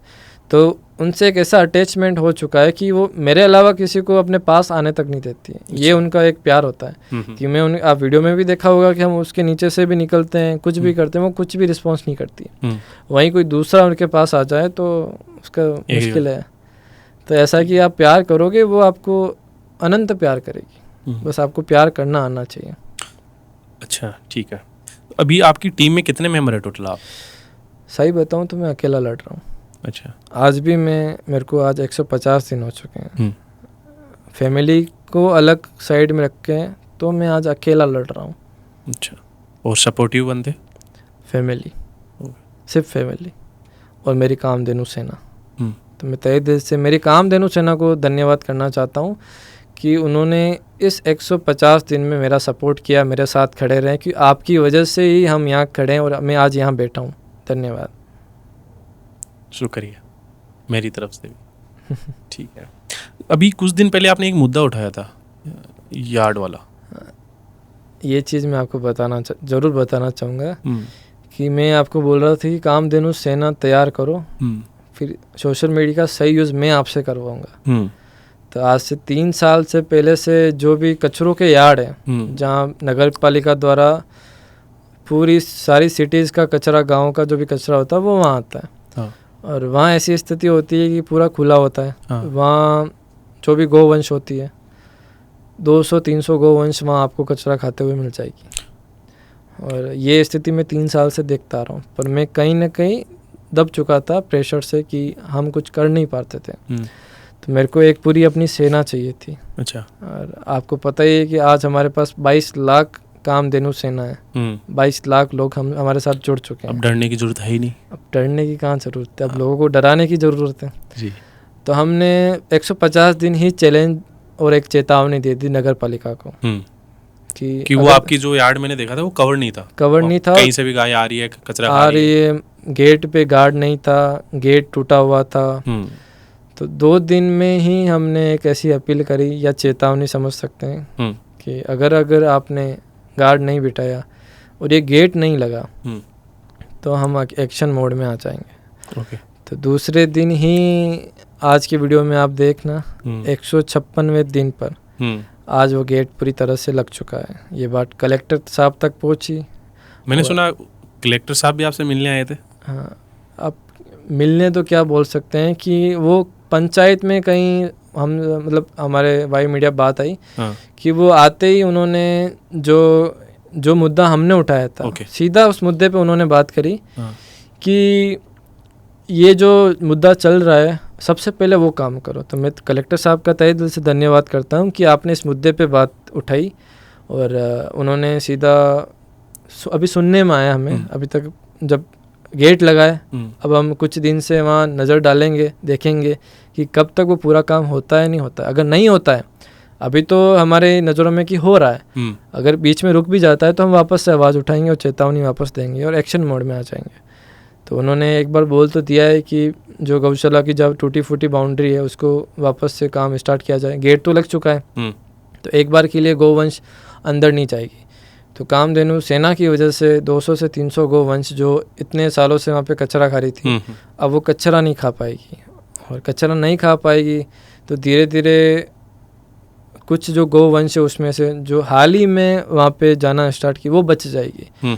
पर ये चीज़ मैं बोलना चाहता हूँ कि हमने पूरी डॉक्टरों की टीम से सभी कुछ गौ माताओं को चेकअप करवाए देखा तो उनके पेट में अनंत कचरा भरा हुआ है और वो ऐसा जैसे किसी को ड्रग्स की आदत हो जाती है तो वैसे उन गौवंश को कचरे की आदत हो चुकी है। अगर हम उन्हें लाकर अच्छा खाना खिलाने की कोशिश करते हैं तो वो 1 महीने से ज़्यादा सर्वाइव नहीं कर पाएगी। अच्छा, उनका इम्यूनिटी सिस्टम खत्म हो चुका है, अंदर पॉइजन बन चुका है और एक ही ऑप्शन होता है कि पेट को ऑपरेशन करके कचरा बाहर निकाले। तो इतनी वो स्ट्रॉन्ग नहीं होती है कि वो इतना बड़ा ऑपरेशन झेल सके। तो हम उनको तो शायद नहीं बचा पाएंगे पर आप लोगों से अपील करना चाहते हैं कि आपके आसपास आप देखें, आपके जो कचरों के यार्ड है वहाँ देखें क्या वहाँ भी ऐसी स्थिति तो नहीं है। आज मैंने यहाँ स्थिति को सुधारा है। आप हमारी पूरी कामधेनु सेना से मेरे को निवेदन है कि अपने आसपास के यार्डों में जाएं, देखें कि वहाँ भी ऐसी स्थिति ख़राब तो नहीं हो रही है, वहाँ भी गौवंश कचरों पर अपना जीवन यापन तो नहीं कर रही है।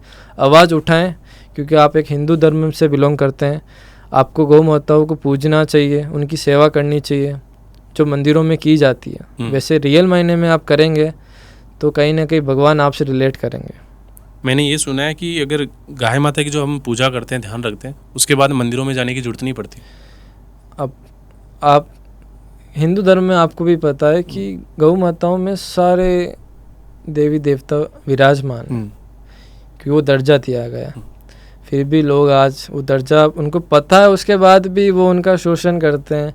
और ये चीज़ मैं क्लियर बोलता हूँ आज पॉडकास्ट में कि जो ये चीज़ें करते हैं, जो शोषण करते हैं, वो कहीं ना कहीं खुश नहीं हो पाते हैं या कुछ ना कुछ उन्हें दिक्कत होगी या उनकी फैमिली में कोई दिक्कत होगी। ज़रूरी नहीं है कि आप पैसा कमा लिए तो वो चीज़ मैटर नहीं करती है। मेन मैटर वो करती है कि आपकी फैमिली या तो आपका फैमिली एक नहीं है, किसी तरह की से आपको हाई बीमारी हो जाएगी। तो ये चीज़ें आप रिलेट करना। अब मैं सच बताऊं तो आज मेरी फैमिली काफ़ी खुश है। मैं इतनी गौवंश की रक्षा कर चुका हूँ। मैं अपनी तारीफ़ नहीं करूँगा पर ये चीज़ बताता हूँ कि भगवान की कृपा से, ठाकुर जी की कृपा से आज मेरा पूरा परिवार खुश है, सिर्फ एक वजह से, गौ सेवा की वजह से। तो मैं चाहता हूँ कि अपना यूथ गौ सेवा के प्रति आग्रह हो, गौ सेवा करे, गौ माताओं की रक्षा करे और गौ सेवा को बढ़ाने में आगे हमारे साथ जुड़े। जी ज़रूर। इसी पॉडकास्ट के माध्यम से मैं कहना चाहूँगा भाई, आपकी गौशाला में मेरे से जितना हो सके 10 से 20 गाय, उनको खाना वगैरह गोद लेता हूँ, मतलब जितना भी खर्चा वगैरह आता है।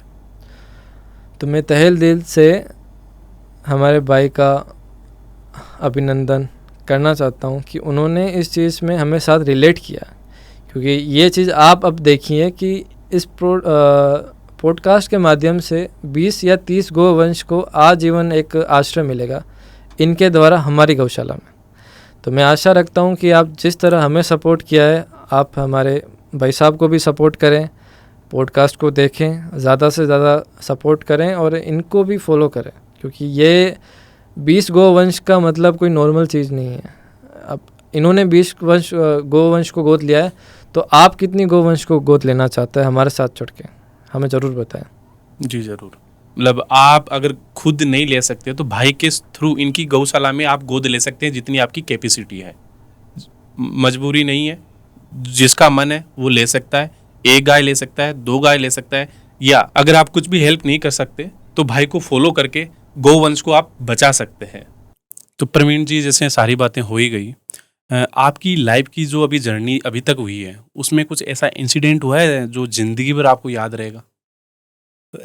इंसिडेंट तो काफ़ी सारे हुए हैं, पर एक इंसिडेंट में रिलेट कराना चाहता हूँ जो आपके दिल के करीब हो, ऐसा कुछ सीन? करीब। जैसे उससे मेरे को ये यकीन हो गया कि वो मेरे से ये काम करवाना चाहता है। अच्छा। मैं चाहता हूँ कुछ करना, फिर भी वही चाहता है कि तेरा ये काम है, मैंने तेरे को इस चीज़ के लिए चुना है, तेरे को ये करना ही है। हाँ। तो तेरा ऐसा मन है नहीं है, तेरे को ये करना ही है, तेरे को मैंने इसी काम के लिए चुना है। ऐसे अच्छा। काफ़ी सारे हुए हैं, है। पर एक चीज़ मैं सुनाता हूँ आपको। करीबन आज से 2 साल पहले की बात है। सुबह 5:30 बजे के आसपास बारिश का मौसम था, तबीयत की बारिश हो रही थी। और मेरे जो काकूसा है, मतलब अंकल, उनके घर के जो मेन गेट होता है उसके बाहर एक छोटा सा पप्पी, अच्छा, जो बोलते हैं ना कि कुछ घंटों का भी नहीं होगा, जिसकी पप्पी का मतलब है डॉगी। डॉगी, हाँ, डॉगी का बच्चा। डॉगी का बच्चा, जिसकी जो जड़ होती है, जब एक बच्चा जन्म देता है तो उसकी जड़ एज इट इज पूरी होती है और एक थैली के अंदर होता है। वैसे वैसे वो थैली नहीं थी, उसकी जड़ सही, तो बच्चा उस काकूसा के घर के गेट के बाहर था। अच्छा। और आपने कभी सुना ही नहीं होगा कि कोई बच्चा इस तरह से जड़ के साथ और कुछ घंटों का भी नहीं होगा, ऐसे पड़ा है और बहुत हालत खराब हो रही है। तो सुबह 5:30 बजे काकूसा का फ़ोन आता है कि वो उस टाइम पे वॉकिंग करने जाते हुए तो उन्हें दिख गया था। तो मैं जैसे तैसे सुबह 5:30 बजे उठ के उनके पास गया, फिर उस बच्चे को देखा, तो मैंने सरप्राइज हो गया कि ऐसा कभी हुआ ही नहीं है कि कोई बच्चा थैली के अंदर, हाँ, मतलब थैली से बाहर निकल चुका था, पर पूरी जड़ थी उसके साथ, मतलब कुछ घंटों का भी नहीं होगा। और ऐसे कभी माँ उसको छोड़ के नहीं जाती है। वो कहाँ से आया, कैसे आया, किसी को कुछ नहीं पता। जैसे भगवान ने गेट के बाहर आके रख दिया है कि इससे तेरे को कुछ काम होने वाला है कुछ घंटों के अंदर। तो जब उसकी फिर हमने जैसे कहा आते ही ये डॉक्टर को बुला के उसकी जड़ को काट कुटा के उसको साफ सुफ कर रखी, अच्छे से उसको रखा। फिर हमने ये सोचा कि अगर ये बच्चा यहाँ आया है तो इसकी माँ आसपास होनी चाहिए, कहीं ना कहीं तो उसने बच्चे को जन्म दिया है, और जल्दबाजी में ये बच्चा यहाँ देके वो चली गई है। तो फिर उस गांव में हम, क्योंकि मेरे को पता है, क्योंकि मेरे को 5 साल हो गए इस चीज़ में, पूरे गांव की एक एक जो डॉग है वो मेरे को अच्छे से जानता है, उसकी कितनी पीढ़ियों को मैंने पाल रखा है। हम डेली फीडिंग कराते हैं, सब कुछ कराते हैं, तो मेरे को पता है कि कौन कौन से एरियाज़ में बच्चे जन्म देते हैं। तो मैं ढूंढने चला गया, ढूंढते ढूंढते एक कुआं था जो मतलब जिसमें पानी नहीं भरा होता है, मतलब सूखा कुआं था, ज़्यादा हाइट नहीं थी, 15 से 20 फीट की उसकी हाइट थी। उसके अंदर जैसे ही मैंने देखा ढूंढते हुए, तो उसमें एक फीमेल डॉग थी। अच्छा। जिसने हाल ही में बच्चे दिए थे, और करीबन 7 दिन से वो उस कुएं में भूखी प्यासी फंसी हुई थी। अच्छा, ठीक है। मेरे को पता पड़ा उसने भी बच्चे दिए थे 7 दिन पहले, और वो बच्चे सारे मर चुके थे। रीज़न ये था कि वो उस पॉन्ड में चली गई थी और उन बच्चों को दूध ये नहीं पिला पाई, तो बच्चे तो मर गए। और उसकी कंडीशन ये थी कि अगर मैं उस दिन उसको वहाँ से रेस्क्यू नहीं करता तो वो भी मर जाती। उसकी हालत बिल्कुल, उसका एक हड्डी दिखने लग चुकी थी, उसको हाथों पैरों में उसकी जान खत्म हो चुकी थी। उस पॉन्ड से मैंने उस बाहर निकाला और रेस्क्यू किया। और अब ये देखो, अगर वो बच्चा नहीं मिलता तो मैं इसको बचाने नहीं आता। फिर उस माँ को मैंने सोचा कि अब बच्चा तो है नहीं, तो जो इसके सारे बच्चे मर चुके थे और उसकी माँ नहीं मिल रही थी, तो उस बच्चे को मैंने इसको सौंपा और इसने वो एक्सेप्ट कर लिया बिना कुछ किए। तो ऐसा इंसिडेंट हुआ है कि जहाँ एक माँ को बच्चा मिल गया और एक बच्चे को माँ मिल गई, जैसे किसी ने, भगवान ने ऊपर से बना के भेजा कि ये दोनों को तेरे को मिलाना है, और वो काम एक कुछ अगर वो घंटों के बच्चा अंदर नहीं मिलता तो आप ढूंढने नहीं आते। ना उसकी जान बचा पाता। तो वैसे भगवान ने उस बच्चे को भेजा है कि वो वहाँ फंसी हुई है 7 दिनों से, जा उसको बचा। ये ऐसा इंसिडेंट मेरे साथ ये हुआ, लाइफ के लिए यादगार पल हो गया। यादगार पल हो गया। कभी ऐसा सीन मैंने आज तक सुना नहीं है, मेरे साथ हुआ है ऐसी वाइब, मेरे को लगा कि ये चीज़ बहुत अलग है। अच्छा, ओके। तो आपके जैसे 22 लाख फॉलोअर्स हैं, मतलब आपकी 22 लाख की फैमिली है, हाँ जी। तो कुछ ऐसा इंसिडेंट हुआ है सरप्राइजिंग, मतलब सोच नहीं सकते ऐसी चीज़ हो गई हो? जैसे मैं आपको बताना चाहता हूँ कि गौशाला में अब जैसे एक व्यक्ति महाजन थे, महापुरुष थे, जो 800 किलोमीटर हरियाणा से राजस्थान से मेरे से मिलने आ गए ड्राइव करके। अच्छा। और उनका नाम तो मैं नहीं लेना चाहूँगा कि वो गुप्त रखना चाहते हैं चीज़ें। पर वो 1-2 दिन गौशाला में रुके और उन्होंने मेरे को ये चीज़ बोल दी कि यहाँ पर अभी तक काम चल रहा है, पर इस गौशाला से मेरे को ऐसी वाइब आ रही है कि मेरे को यहाँ से जाने की इच्छा नहीं हो रही। तो मेरे लिए तो काफ़ी अच्छी, मतलब एक सुकून वाली बात है कि गोवंश अभी आई नहीं है और लोग गौशाला में आके ऐसी बातें कर रहे हैं। तो मेरे लिए तो एक खुशी का ठिकाना नहीं है कि, और उसके साथ वो नहीं, हरियाणा, यूपी, बिहार, फिर सूरत, गुजरात, इधर हरियाणा में जयपुर, जोधपुर, हर जगह से हर दिन अब कोई ना कोई आता है, गौशाला विजिट करता है, देखता है और खुश होके वापस जाता है। अच्छा, डेली कितने लोग आते हैं अभी देखने? जैसे स्टार्टिंग में तो कोई नहीं आ रहा था, पर जैसे 150 दिन में कंप्लीट हुए हैं और जो 100 दिन के बाद कम से कम कभी 10, कभी 20, कभी 50, कभी 70 ऐसे लोग आ रहे हैं, देख के जाते क्या मैसेज देके जाते हैं आपको? वो आते हैं, खुश होते हैं और क्योंकि जो हमने सीरीज ली है वो उनसे कहीं ना कहीं काफ़ी इंस्पायर हुए हैं, इसीलिए वो आते हैं और कहीं ना कहीं हमें शाबाशी देके जाते हैं कि जो काम आप कर रहे हो वो कोई नहीं करेगा। और मैं सिर्फ यूथ के साथ नहीं, उनकी पूरी फैमिली के साथ जुड़ चुका हूँ। कहीं ना कहीं उनकी पूरी फैमिली मेरे को सपोर्ट करना चाहती है, करती है, पूरी फैमिली आती है। आपने कहीं देखा होगा कि सिर्फ बच्चे आ रहे हैं, कुछ आ रहे हैं, मेरे से मिलने पूरी फैमिली आती है, मेरे साथ फोटो खिंचवाते हैं। जैसे कोई मैं सेलिब्रिटी हूँ, मैं नहीं, कुछ भी नहीं हूँ, मैं गौ सेवक हूँ, गौ सेवा करता हूँ, गौशाला निर्माण कर रहा हूँ, जो मैं कर चुका हूँ। तो उसके बावजूद इस फील्ड में भी लोग इतना मेरे को सपोर्ट दिखा रहे हैं, तो मेरे को इतनी प्रशंसा होती है खुद को लेके कि आज जो मैंने दादाजी का जो सपना था, मेरे दादा का सपना था, आज वो पूरा हो चुका है और इसको हम आगे बहुत बड़े लेवल पे लेके जाएंगे। ओके। तो अभी जितनी भी आपके पास गाय है, तो एक गाय का डेली का क्या कॉस्टिंग आता, मतलब खर्चा आता है? जैसे एक गोवंश का खर्चा, सिर्फ चारे का खर्च निकालें तो 1000 रुपये। अच्छा, फिर मेडिसिन, वर्कर्स और महीने का है या एक दिन का? ये महीने का। ओके। और पूरा ऐसे करें तो 1500 से 2000 रुपये में एक गोवंश एक महीना अपना आराम से निकाल सकते। अच्छा, तो अभी क्या खर्चा जा रहा है आपका मंथली?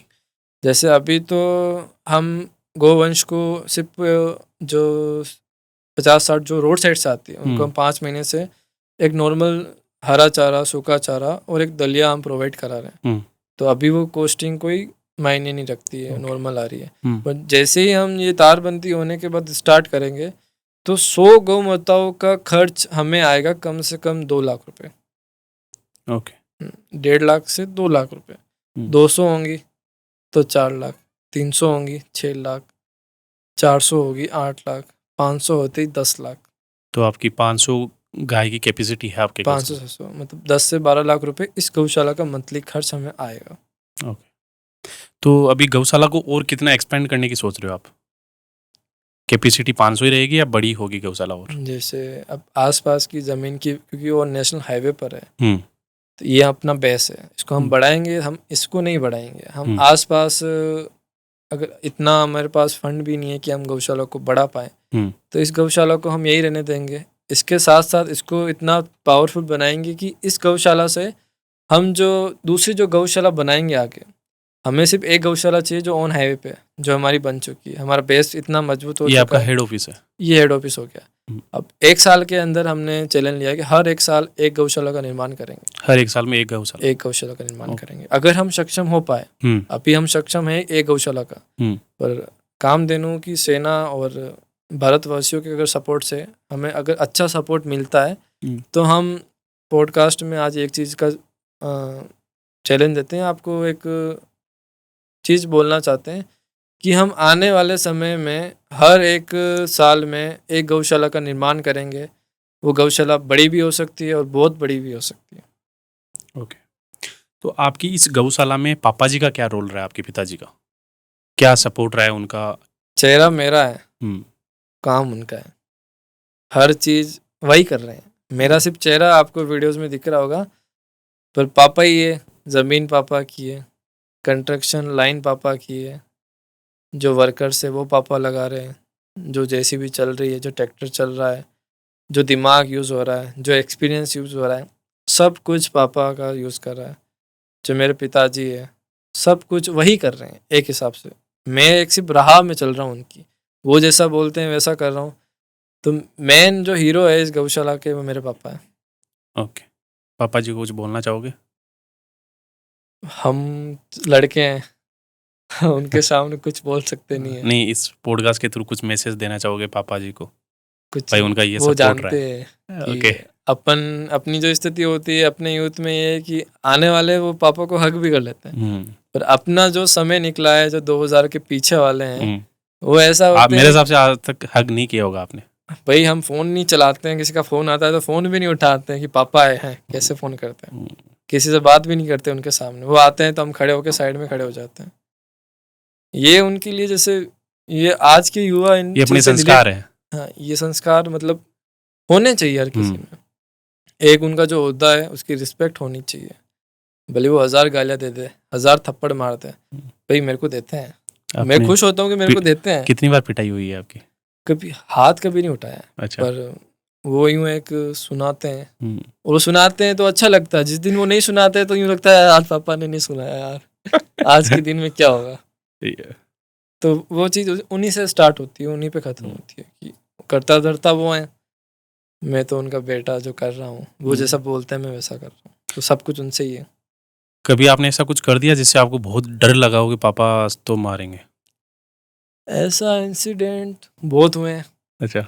एक मतलब पहले क्या होता था कि हम छोटे थे तो हम क्या नदी में नहाने जाते थे। अच्छा। जिस दिन नदी आती थी, हुँ, घर वाले भेजते नहीं थे हुँ, क्योंकि आए दिन कोई न कोई केस आता कि ये मर गया, डूब के मर गया। हुँ, तो हम छुप के जाते थे। हुँ, छुप हुँ, के नदियों में फिर आराम से हम तेरा मतलब मैं नेवी एनसीसी में उदयपुर में टॉप 3 में था हुँ, तैराकी में। हुँ, हुँ, तो तैराकी मेरी काफ़ी अच्छी है। हुँ। तो अब वो उनको नहीं पता है अच्छा। क्योंकि हम स्टार्टिंग से जो नदियों में तैरे हुए हैं, हुँ, कुओं में तैरे हुए हैं, हुँ, बिना कुछ कुछ नहीं है देखे ये छलांग मार ली। छलांगे मतलब 50-50, 100-100 फीट से छलांगे मार रखी है हमने हुँ, पानी में उस टाइम पे। तो एक दिन ये हुआ था कि हम छुप के तो आ गए, कहीं न कहीं पापा को पता चल गया कि भई ये सारे लड़के हुँ। नहाने गए हैं। अच्छा, वो पीछे-पीछे आ गए। अच्छा। जहाँ आप नहा रहे थे। हाँ, अच्छा, आगे का आपको मेरे को बताने की ज़रूरत नहीं, आप समझ जाओ। ओके। वहाँ से फरार हो गए होंगे आप? क्या फरार हो गए, फिर गालियाँ सुनी फिर ओके, ठीक है। एक जैसे हम बात करते हैं, आप एक बेबी राज फाउंडेशन आप चलाते हैं। आपने हर वीडियो में वो लाइन आती है बेबी राज फाउंडेशन। तो आपका क्या एक फिक्स कुछ चीज़ करते हो भाई ये चीज़ करनी चाहिए जैसे लोग करते हैं वो कुछ कुछ चीज़ें बाँटते हैं फिक्स जैसे वो एक खाना बाँटते हैं, कुछ हो गए उनकी ज़रूरतें वाली चीज़ें बाँटते हैं। तो आपकी फाउंडेशन क्या करती है ऐसा मतलब क्या अलग है उनसे आपकी जैसे फाउंडेशन में? सबसे पहले तो मैं बेबी राज का मतलब बता देता जी। ये हमारा जैसे एक बिज़नेस मार्को है फैमिली का, हमारा कंस्ट्रक्शन लाइन है। हुँ, तो बेबी मेरे बुआ का निकनेम है, राज मेरे भाई का निकनेम है। अच्छा। तो ये दोनों मिला के एक नाम क्रिएट किया था बेबी राज। हुँ, और आप बोलते हैं कि ये पल चुका, पल गया, पापा को पल गया, बिज़नेस में पल गया। हुँ, तो उसी के नाम से ही मैंने अपना फाउंडेशन स्टार्ट कर दिया, अच्छा। आज से 4 साल पहले। हुँ, और 4 साल से ये फाउंडेशन चलता आ रहा है। और आपने कई बार देखा होगा कि आज इतने एनजीओ चलते हैं जो सिर्फ़ एक पर्पज़ को लेके चलते हैं। हुँ, कोई कपड़े बाँट रहा है, कोई स्लीपर बाँट रहा है, कोई स्टेशनरी बाँट रहा है, हुँ, कोई खाना बाँट रहा है, कोई सिर्फ़ एक एनिमल्स की सेवा कर रहा है, कोई गौ सेवा कर रहा है। हुँ, पर मैं उन सभी को एक मैसेज देना चाहता हूँ कि अगर कर सकते हो तो आप सभी सेवाएँ करें। हुँ, अब लोगों को यही दिख रहा होगा कि मैं सिर्फ़ गौ सेवा कर रहा हूँ। मैं गौ सेवा ही नहीं कर रहा हूँ। मैं 5 सालों से अभी तक हमने कम से कम 50 से 60 हज़ार गरीब बच्चों को खाना खिला चुके हैं। जो शादियों का खाना बचते हैं वो हम पूरे जो बस्तियाँ होती है उसमें सप्लाई कर देते हैं।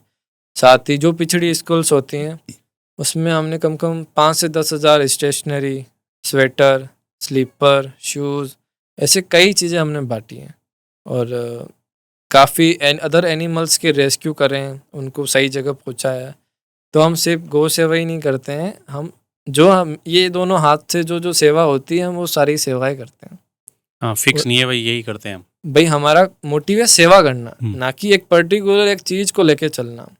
मेन मोटिव एनजीओ का क्या होता है कि सेवा करना। सेवा की एक चीज़ की नहीं होती है। सेवा अनाथ बच्चों की हो गई, सेवा गरीबों की हो गई, सेवा सभी एनिमल्स की हो गई, सेवा गोवंश की हो गई। आप जो कर सकते हैं आपको सब चीज़ करनी चाहिए, बस आपको करना आना चाहिए। ओके। तो परवीन जी, जैसे आपने ये चैलेंज लिया, इस चैलेंज से आपके पास बहुत सारे कॉल आए होंगे इंस्पायर होके, भाई हम ये कैसे कर सकते हैं, हम भी अपना कुछ चैलेंज स्टार्ट करें या हम अपना कुछ गौशाला स्टार्ट कर रहे हैं, कैसे कर सकते हैं? तो क्या आपका राय रहा उनके लिए? जैसे हमने करीबन इन 150 दिनों में हम्म।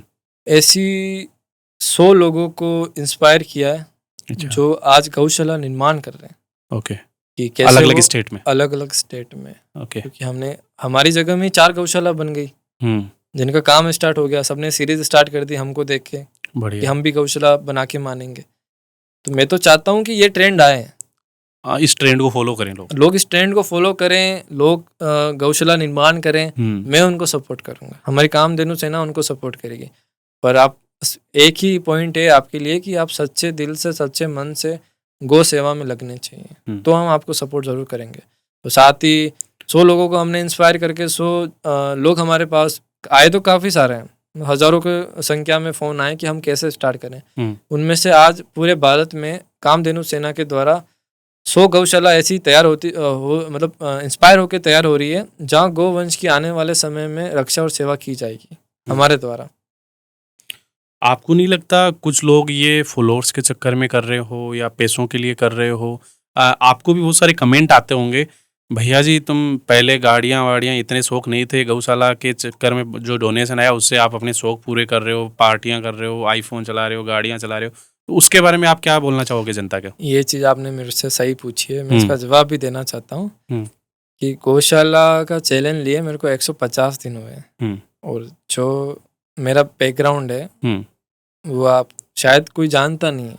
हाँ, आपने बताया पहले भी से नहीं। मेरे पास नहीं, मेरे फैमिली के पास, पापा के पास सारी गाड़ियाँ हैं, मतलब मकान है, हर चीज़ है जिसमें हम सक्षम हैं कि हम कुछ भी नहीं करेंगे, वो आराम से हमारा आजीवन रक्षा और सेवा वो कर सकते हैं। तो हमें इन चीज़ की ज़रूरत नहीं है कि हम गौ सेवा का पैसा यूज़ करें। पहली बात तो इतना डोनेशन आता नहीं है। डोनेशन जैसे मैं आज आपको बता दूं कि आज हमें टोटल खर्च हुआ है 50 लाख रुपए, उनमें से मात्र 10 से 12 लाख रुपए का डोनेशन आया है, उससे ज़्यादा डोनेशन नहीं आया। सारी फंडिंग मेरे पापा ने करी है। आज ज़मीन की वैल्यू मैं बताना नहीं चाहता हूँ, तो मैं आपको एक ही चीज़ बताना चाहता हूँ कि ये आपका आईफोन कितने का है? 1.5-2 लाख का होगा। तो आप एक अंदाज़ा लगा दें कि ऐसे 200 आईफोन आपके पास यहाँ पूरा एक बैग भर के या स्टूडियो भर के आ सकता है उस ज़मीन की वैल्यू में। तो आप ये अंदाज़ा नहीं लगाएं कि हम गौ सेवा से कुछ कमा पाएंगे, क्योंकि हमने हमारा सब कुछ लगा चुके हैं। हमारी मेन ज़मीन जो नेशनल हाईवे पर है वो लगा दी है, 50 से 60 लाख रुपए वो लगाती है, और हमें चलानी है गौशाला। तो आपको कोई अंदाज़ा तक नहीं है। और एक चीज़ और बोलना चाहूँगा कि लोग बोलते हैं कि डेयरी आप फिर दूध, गौ माता का दूध आएगा। अच्छा। तो मैं उन महानुभाव से एक चीज़ बोलना चाहता हूँ कि रोड साइड पे कोई ऐसी गोवंश नहीं होती है जो दूध देती है। दूध देने वाली गोवंश घरों में होती है, ना कि रोड साइड आती है। नंदी महाराज होते हैं, छोटे बछड़े होते हैं, जो दूध नहीं दे सकती है वो गोवंश होती है। अगर आपने एक स्केल देखें कि 100 गोवंश नंदी महाराज में से मात्र 10 ही ऐसी अपन को मिलती है जो साल में दूध देगी, और दूध भी कौन सी देगी? आधा लीटर, 1 लीटर, जो उनके बच्चे पिएंगे, ना कि हम। तो ये चीज़ अपने दिमाग से निकालें। जो गौशालाएं चल रही है उसमें इस चीज़ से कोई प्रॉफिट नहीं होता है। जो खर्च होता है वो खर्च ही इतना भारी होता है कि वो चीज़ें मायने ही नहीं रखती है। उससे केवल चाय पानी हो सकता है। हाँ। ओके। अभी आपके पास कौन कौन सी गाड़ियाँ हैं आपके पिताजी की, मतलब ली हुई? जो आप ज़्यादा चलाना पसंद करते हैं? वीडियो में भी कई बार देखते हैं आपके पेज पे। हमारे पास एक पुरानी फॉर्च्यूनर है, हुँ, एक क्रेटा है और एक अल्टो है, बस ये ओके। 3 गाड़ी तो है। ये गाड़ियाँ पहले की है, ना कि ये गौशाला बनने के बाद की। इसको 2012 में आई हुई हैं, हाँ। सारी गाड़ियाँ 2012 में आई हुई हैं, कोई 2017 में आई हैं, हुँ, तो आज से नहीं है। काफ़ी लोगों ने पूछा कि तो तुम तो क्रेटा लेके आ चुके हो, भाई वो 4 से 5 साल पहले की गाड़ी है, वो मैं नहीं लाया, मेरे पिताश्री लाए हैं। मैं नहीं हूँ सक्षम भाई, मैंने जो अपना पैसा था वो सारा गौ सेवा में लगा दिया है। हुँ, मैं नील बटा नील हूँ, ये कुर्ता पजामा पहन रखा है, बस और कुछ नहीं है मेरे पास। ओके। तो ये माइंड से क्लियर हो जाए भाई ठीक है गौशाला का पैसा नहीं जा रहा। हाँ, जिसको भी अगर डाउट है, क्लियर करना चाहता है, वो गौशाला विज़िट कर सकता है, देख सकता है, आप बता सकते हैं। आप बिल्कुल गौशाला आएँ, आप हुँ, रुकें वहाँ, देखें कि सेवा कैसे की जाती है। आपकी गौशाला है, मेरी गौशाला नहीं है, मेरी पूरी कामधेनु सेना की गौशाला है। आएँ, देखें, जो डाउट है वो क्लियर करें, पर नेगेटिव कमेंट ना करें, क्योंकि आप हिंदू धर्म से बिलॉन्ग करते हैं, आपका धर्म है गौ सेवा करना, गौ रक्षा करना। अगर मैंने पहल उठाई है, तो अगर आप सपोर्ट नहीं कर सकते हैं, तो अगर इतनी सहायता नहीं कर सकते, तो पर सपोर्ट ज़रूर करें। अगर प्रवीण जी आपको गवर्नमेंट की तरफ से कुछ पावर दिया जाता है या आपको कुछ छूट दी जाती है, तो आप क्या करना चाहेंगे गौशाला के लिए? सबसे पहले तो मैं ऐसी टीमें बनाना चाहता हूँ गौ रक्षा, गौ सेवा में, हुँ, जो गौ माताओं के हित के लिए लड़े। हुँ, उसके बाद जो सिस्टम बिगड़ा हुआ है गौवंश के लिए आज, उसे सुधारना चाहता हूँ। साथ ही सबसे एक अच्छी पहल करना चाहता हूँ कि हर गांव में, हर एक पंचायत की एक गौशाला होनी चाहिए, जो है पर वो दिखती नहीं है आजकल, सुव्यवस्थित नहीं है। न व्यवस्थित है, जिसका खर्च गवर्नमेंट के साथ-साथ वो पूरी जितने भी उस पंचायत के गाँव हैं, सारे हुँ, मिल के उठाने चाहिए। हुँ, क्योंकि अगर 100 रुपए भी एक घर में घर वाला देता है, तो एक अच्छा खासा अमाउंट इकट्ठा होता है और उससे वो गौशाला आराम से चल सकती है और पूरे गाँव की जितनी भी जो निराश्रित गौवंश है, जो रोड साइड है, वो वहाँ पे रह सकती है। तस्करी बंद हो जाएगी और आपको दिक्कत भी नहीं आएगी, आपसे सेवा भी हो जाएगी। तो मेरा यही मोटिव है कि अगर मैं सक्षम हो पाया हुँ। और मेरे को अगर इन हाथों से छूट मिली, तो मैं हर पंचायत में एक गौशाला निर्माण करने की पहल करूँगा। हर एक गाँव की एक टीम तैयार होगी, वो टीम उस गौशाला का संचालन करेगी। अगर हम सक्षम हो पाए, हम एक हर पंचायत में गौशाला निर्माण कर देंगे, जिसकी देख-रेख बना के हम दे देंगे, पर देख-रेख उस पंचायत के सभी गाँव वासियों को करनी पड़ेगी। ओके। तो फाइनल क्या मैसेज रहेगा आपकी दर्शकों के लिए, आपकी टीम के लिए, आपके परिवार के लिए, आपकी तरफ से? एक सीधी लाइन में मैं एक मैसेज देना चाहता हूँ हुँ, कि आप हिंदू धर्म से बिलॉन्ग करते हैं। हुँ, हिंदू धर्म में गौ माता और नंदी महाराज को मंदिरों में पूजा जाता है और आज इनकी स्थिति ऐसी हो चुकी है कि सारे दूसरे देश हंसते हैं कि जहाँ आप एक दर्जा दिया है कि जहाँ गौवंश को मंदिरों में तो पूजा जाता है, हुँ, पर आज भारत में उनकी तस्करी की जा रही है, वो रोड साइड उनका शोषण किया जा रहा है, कोई तस्करी में उन्हें सप्लाई किया जा रहा है, कोई मांस में सप्लाई किया जा रहा है और आप सिर्फ सोशल मीडिया पर ही बस जय श्री राम, जय गौ माता, फलाना फलाना करते रह जाते हैं। तो ग्राउंड लेवल पर उस तरह से आप सपोर्ट करें। जब तक आप ग्राउंड लेवल पर नहीं उतरेंगे, आप न तो जय श्री राम बोलने के लायक हैं, न जय गौ माता बोलने के लायक हैं, न हिंदू राष्ट्र का निर्माण में आप किस तरह से लायक हैं। तो ग्राउंड लेवल पे उतरें, सक्षम हो और गौ सेवा करें, गौ रक्षा करें और अपने आस-पास जो गौवंश है उसे बचाने में हमारी सहायता करें। कि ये उनसे तो बेहतर ही है जो लोग बोलते हैं अगर आप हिंदू हो तो लाइक करें, फॉलो करें, कमेंट करें, उससे अच्छा है गौशाला। ऐसे कुछ महानुभाव हैं जो सबसे फ्रॉड हो रहा है अपने हिंदू के नाम पे। से। आज हिंदू के नाम से इतने क्रिएटर्स हैं जो अनंत पैसा कमा रहे हैं। वो बोलेंगे कि कई वीडियो बना के बोलेंगे कि ये गौ माता यहाँ कचरा खा रही है। इस वीडियो को इतना शेयर करो कि गवर्नमेंट कुछ एक्शन लेगी। भाई आप अगर सक्षम हैं तो आप खुद उस गौ माता को ले जाके उसकी सेवा कर सकते हैं, पर आप नहीं करेंगे क्योंकि आपको आपका बिज़नेस चलाना है।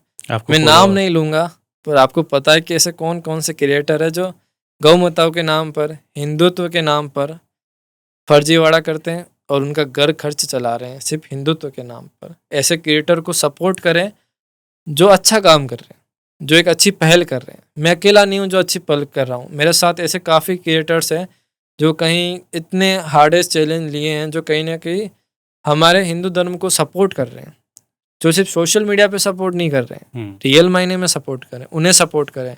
आज एक हीरो एक्टर नहीं होना चाहिए, आज एक हीरो एक सैनिक होना चाहिए। ये पूरा सिस्टम चेंज होना चाहिए। आज फॉलोवर्स एक एक्टर के मिलियंस में होते हैं, पर एक जो फील्ड होता है सेना का, वहाँ कुछ भी लेना देना नहीं है। ओलंपिक में आपने, अब हाल ही में मैं ओलंपिक की बात करता हूँ, जनसंख्या में सबसे बड़ा, फर्स्ट या सेकंड पे आज हमारे पॉपुलेशन में सबसे बड़ा एक माना जाता है। और आज में कितने मेडल आए हमारे पास? 3 मेडल ही आए।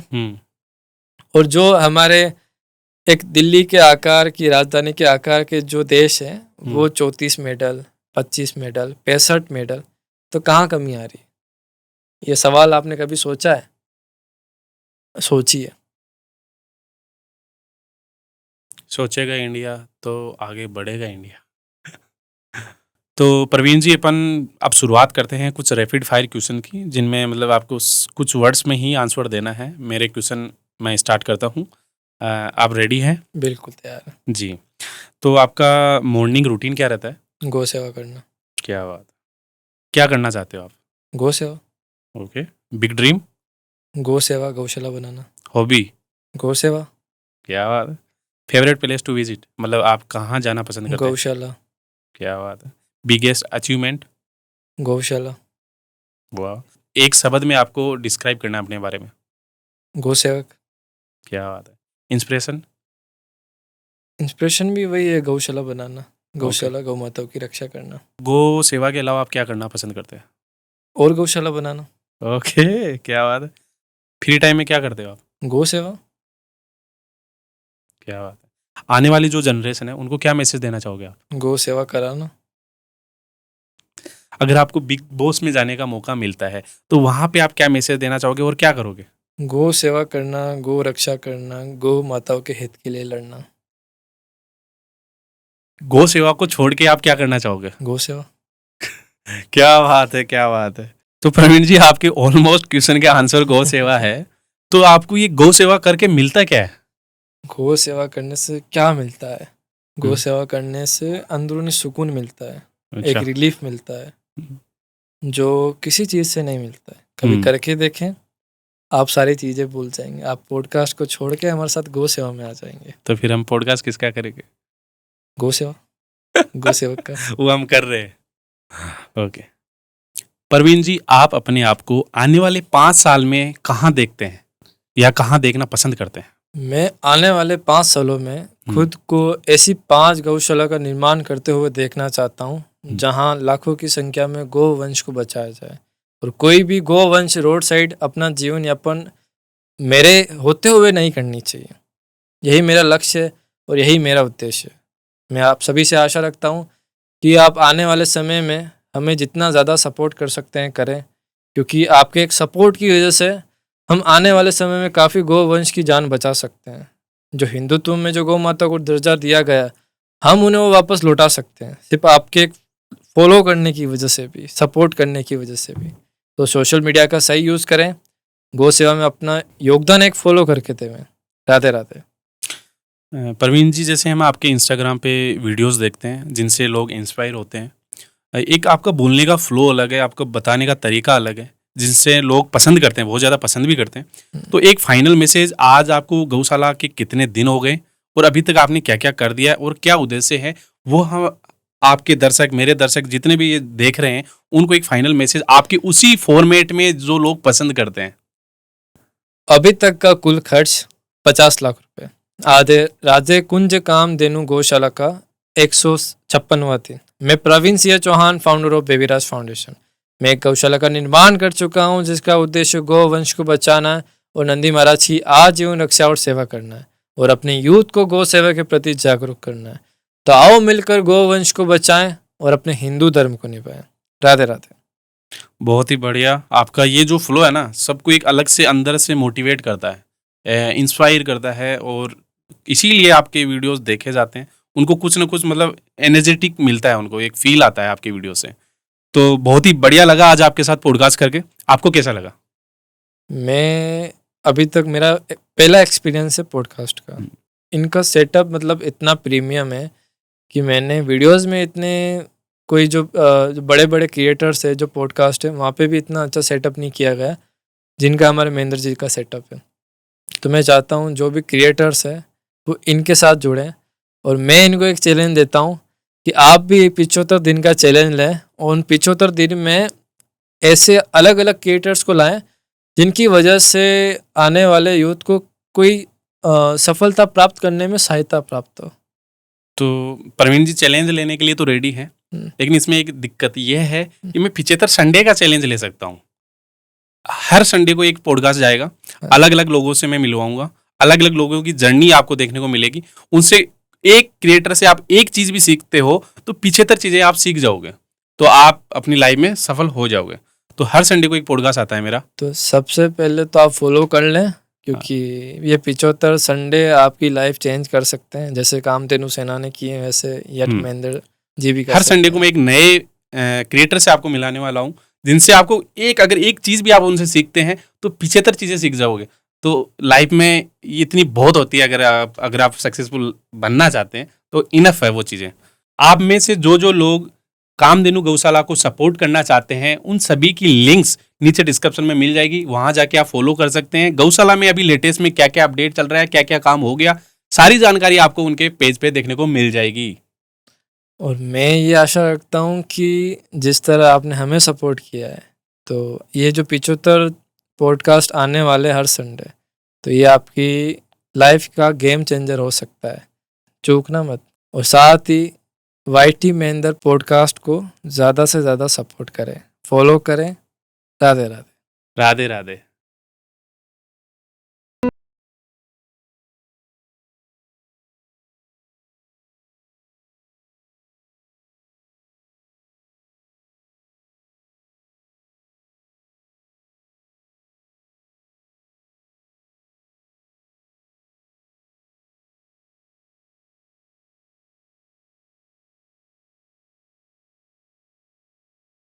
नाम नरपत सिंह चौहान है।